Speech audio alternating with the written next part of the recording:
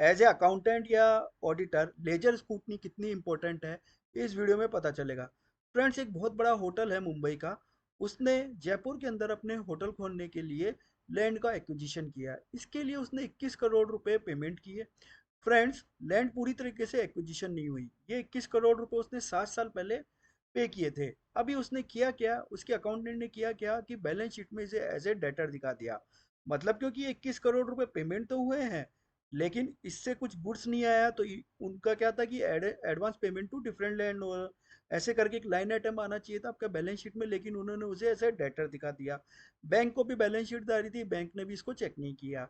जब हम लोग गए ऑडिट करने के लिए, जब मेरा ध्यान इसके ऊपर गया कि 7 साल से डेटर्स खड़े हैं, उससे पैसा नहीं आ रहा, या तो ये बैड डेट्स हो गया या इसका नेचर ऑफ ट्रांजेक्शन क्या है। तो फिर जब हम लोगों ने समझा उसको, तो हमको पता चला कि लैंड एक्विजिशन करने के लिए 21 करोड़ रुपए का अमाउंट ऐसा था जो दिया हुआ था डिफरेंट लैंड ओनर को, और वो जो लैंड है वो कोर्ट में केस हो गया था, और ये 21 करोड़ रुपए में से अब आप ये मान के चलिए कि कुछ भी आपके पास में नहीं आना है।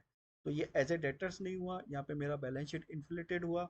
इन्फ्लेटेड होने के कारण बैंक को भी जो है मेरा फाइनेंशियल्स गलत जा रहा था। तो फिर हमने इस एंट्री को करेक्ट कराई। फिर बात करते हैं प्रीपेड एक्सपेंसेस की। लाइसेंस फीस थी, जो कि कैसे जा रही थी, नवंबर 2023 से नवंबर 2024। फ्रेंड्स, एफआई 2023-24 में केवल और केवल नवंबर, दिसंबर, जनवरी, फरवरी, मार्च 5 साल का ही एक्सपेंस आना चाहिए था पीएनडल में। बाकी का जो भी बैलेंस था वो आपका प्रीपेड एक्सपेंसेस करके बैलेंस शीट में चला जाना चाहिए था। लेकिन यहाँ पर क्या हुआ कि लाइसेंस फीस के नाम पर पूरा का पूरा जो 3 करोड़ रुपए का पेमेंट था वो यहाँ पर ही दिखा दिया, और उस 3 करोड़ रुपए को पेमेंट दिखाने से जो पीएनडल में प्रॉफिट आ रहा था वो ड्रास्टिकली नेगेटिव में चला गया। तो यहाँ पर भी अगर इसकी स्कूटनी नहीं होती तो गलत पीएनडल चला जाता है, इसलिए यहाँ पर भी ये चीज़ इंपॉर्टेंट है। फ्रेंड्स, फिर बात करते हैं बैंक इंटरेस्ट की। इन्होंने क्या कर रखा था, 47 करोड़ रुपीज़ का लोन ले रखा था।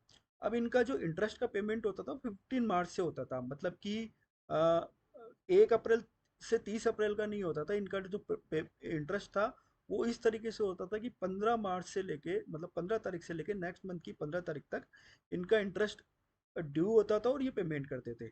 मार्च में आए, मार्च में फॉर एग्जांपल 15 मार्च तक 1 लाख रुपए का इनका इंटरेस्ट जो है वो ड्यू हो चुका था। कैसे, 15 फेब से लेके 15 मार्च तक, 16 मार्च से लेके 31 मार्च तक इसका 30 हजार रुपये का जो है इंटरेस्ट और था। अब ये एक्चुअल में ड्यू नहीं है, लेकिन ये अक्रूड हो गया है, तो ये भी मेरा जो है पीएनडल में आएगा और साइमल्टेनियसली बैलेंस शीट में भी आएगा। ये 30 हजार 1 लाख नॉशनल फिगर है, एक्चुअल में ये जो एक्चुअल फिगर थे वो काफ़ी करोड़्स में थे। फ्रेंड्स, फिर ईपीएस की बात करें तो इस कंपनी ने क्या किया था कि 10 लाख शेयर्स थे इसके पास में, और इसने 10 हजार शेयर्स और इशू किए। ये फिगर्स जो है सब मैं नॉशनल बता रहा हूँ, नवंबर 2023 में। ध्यान रखिए, ईपीएस कैलकुलेशन करने के लिए 10 हजार शेयर नहीं होंगे, नंबर ऑफ डेज के हिसाब से इनको वेटेड एवरेज किया जाएगा, जो कि 5 महीने में ही है। नवंबर 2023 से इशू किए गए, तो एफ आई 23-24 के लिए केवल 5 महीने ही रहे, तो इस तरीके से ये 2 हजार शेयर्स इशू हो जाएंगे। कैश इनफ्लो एंड आउटफ्लो, तो फ्रेंड्स ये एक होटल था, तो इसका जो अकाउंटेंट था वो कैश इनफ्लो आउटफ्लो बनाता था। इन्होंने हम लोगों की सर्विस ली कि इसको कैसे बेटर वे में बनाया जाए, क्योंकि इनसे काफ़ी मिस्टेक्स हो रही थी। सो एक जो ऑब्जर्वेशन हम लोगों ने किया, एक्सेप्शनल एक्सपेंस और इनकम को ये लोग कंसिडर नहीं करते थे। फॉर एग्जांपल, बिकॉज ये होटल था, तो इनका जून में 3 करोड़ रुपए का एक लाइसेंस फीस जाना था। अब ये क्या है कि ये जो कैश आउटफ्लो बना रहा है ये अकाउंटेंट, ये क्या कर रहा है, उस एक्सेप्शनल नेचर के एक्सपेंस को कंसिडर नहीं कर रहा है। ये जब जून का अपना आउटफ्लो दे रहा है, कैश आउटफ्लो बना के दे रहा है, तो ये अपने सीनियर्स को क्या बता रहा है कि ये मेरे क्रेडिटर्स हैं जिनको पेमेंट करने हैं, ये मेरा रेंट है, ये मेरा सैलरी है।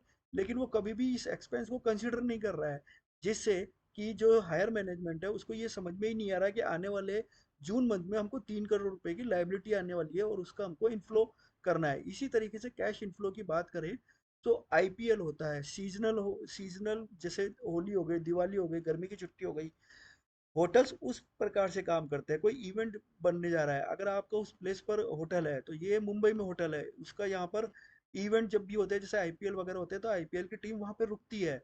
तो इसने ये एक्सेप्शनल इनकम को कंसिडर नहीं किया फॉर इनफ्लो पर्पस के लिए, जिससे कि क्या हो रहा था कि आउटफ्लो के लिए मैनेजमेंट को ये लग रहा था कि इनफ्लो नहीं है उसके सामने, तो वो लोन लेने के लिए अपने डॉक्यूमेंट रेडी कर रहे थे। जब हम लोगों ने इसका स्टडी किया तो हम लोगों ने उसका प्रोजेक्शन बताया कि इस पर्टिकुलर मंथ में जो आपका प्रोजेक्शन है वो 60+ करोड़ रुपीज है, वेयर एज पर अकाउंटेंट वो जो बता रहा था वो बता रहा था कि 35 करोड़ रुपीज के आसपास ही है। फ्रेंड्स, परचेज है, वेंडर जब भी हम परचेज करते हैं तो हमको पता है कि वेंडर जो है वो क्रेडिट होना चाहिए, लेकिन बिजनेस में नॉर्मली चलता है कि वेंडर को एडवांस पेमेंट कर दिया जाता है। अब क्या हुआ कि इन पर्टिकुलर केस में 10 से 15 वेंडर ऐसे थे जिनको एडवांस पेमेंट गया हुआ था लेकिन उनसे माल ही नहीं आया।